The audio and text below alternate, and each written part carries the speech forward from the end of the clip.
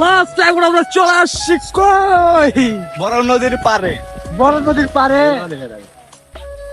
আসলে ভাই যে নদীটা দেখা যাচ্ছে, হ্যাঁ একটা সময় এই নদীটা বিশাল বড় ছিল, বড় ছিল, অলমোস্ট অনেক বড় ছিল, বাট এই কারণে লঞ্চ যাইতো। আর সেই নদীটার মাঝখানে এখন এত একটা টুইস্ট একটা জিনিস আসে, আসলে এটা গ্রামের জন্য খারাপ, বাট ইন্টারেস্টিং ব্যাপারটা দেখাই আমি আপনাদের।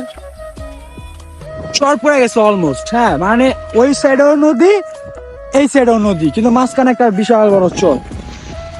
এই চরটার জন্য কি পুরা মানে নদীটা কেমন ছোট ছোট লাগে, বাট এটা বেশি অনেকটা ভালো একটা বড় চর পড়ছে অলমোস্ট। এই নদীর যে কত স্মৃতি ভাই, লাইক আর নদীটা বিশাল বড় ছিল, অলমোস্ট এখান থেকে শুরু করে একবারে ওই মাথা পর্যন্ত নদীটা, বাট মাঝখান দিয়ে একটা চর পড়ে গেছে অলমোস্ট।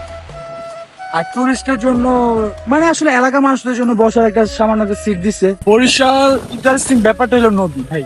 আর সত্যি কথা বলতে কি এরকম মানে আমাদের ঢাকা সিটির আশেপাশে এরকম প্লেস খুবই কম, নাই বলতে চলে অলমোস্ট। বাট আসলে সে একটা রিল্যাক্স একটা ফিল পাইতেছি, আসলে বাতাসটা ঠান্ডা একটা বাতাস, মানে ভিউটাই চোখ।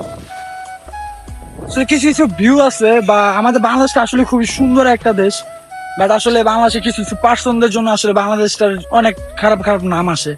বাট যাই হোক, ওই প্রশংসা নাই কথা বলি, বাট আসলে বাংলাদেশটা আসলে খুবই সুন্দর।